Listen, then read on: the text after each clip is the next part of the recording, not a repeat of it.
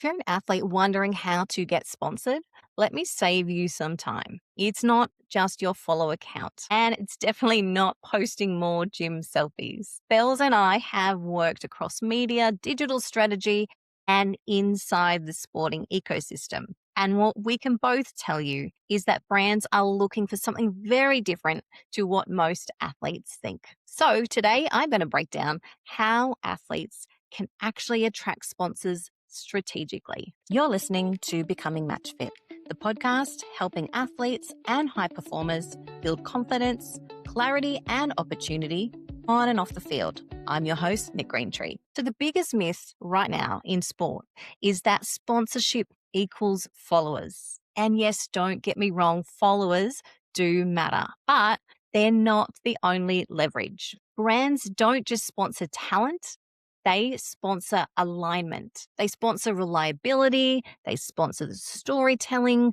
They sponsor audience fit and commercial safety. They're also wanting long-term potential. And unfortunately, most athletes are just underpositioned and not underfollowed. Okay, so let's break down exactly what sponsors are looking for.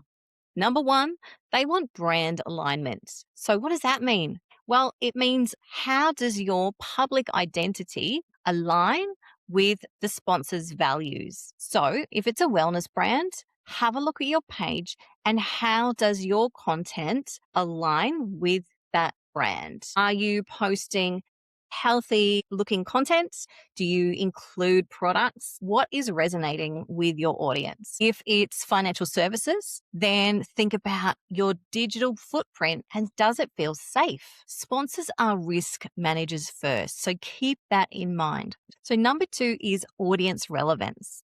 This is about who follows you more than how many people follow you. So, for example, is your audience engaged with your content or is it crickets whenever you post anything? Are they the right demographic for the sponsor? And by this, I mean, is it male? Is it female? Is it a mixture of both? What age group is following you and what are their likes and what are their interests? And is it the right geography? So are your followers mainly based in Australia or are they mainly based in some other country or do you have a mixture?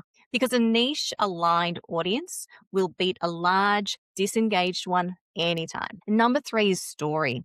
So think about the story that you are telling through your social media, through your media interviews and beyond. Are you positioning yourself as the comeback athlete, the pathway battler, the disciplined professional, the community leader, and it goes on? If your content is random, then brands can't really place you and know how you can fit into their storytelling. So clarity attracts opportunity. Make sure it's clear to your users what you stand for. Number four is professionalism. Are you commercially ready? So this includes things like media training, being consistent, having a clear bio, having an email contact visible, and no controversial risk flags. Sponsors need to assess whether you're going to make their life easier or harder. So now I want to give you a 4-part framework on how to put all this together and really attract sponsors strategically. So, step one,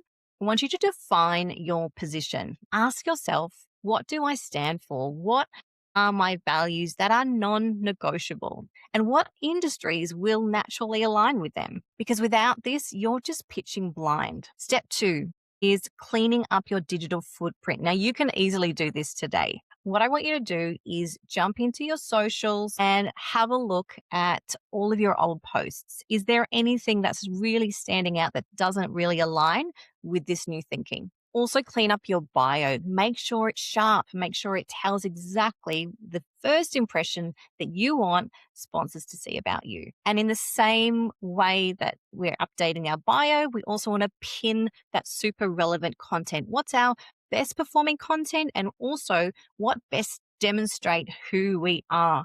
So it may not be an on-field performance. It could be a great media interview, or you could have a full range of great content and you can show different elements about yourself. If there's inconsistent messaging, make sure you clean that out too. And take a moment to think about if a sponsor was to Google you, what would they see? Because guess what? They will Google you. Step 3 is building narrative content. So now that you've got clarity on what you stand for with your values and which sponsors that you would like to attract, you want to start to tell that story. So don't just put out performance clips. They're great, but we now need to add in another layer. So think about mindset insights, training routines, community work, behind the scenes professionalism, because sponsors want to access the audience trust that you have built and not just your highlights. And step 4 is thinking about all of this work as a long-term asset. So rather than going, how can I get a sponsorship deal today or next week, really shift that mindset and go, how can I build commercial equity in your own brand?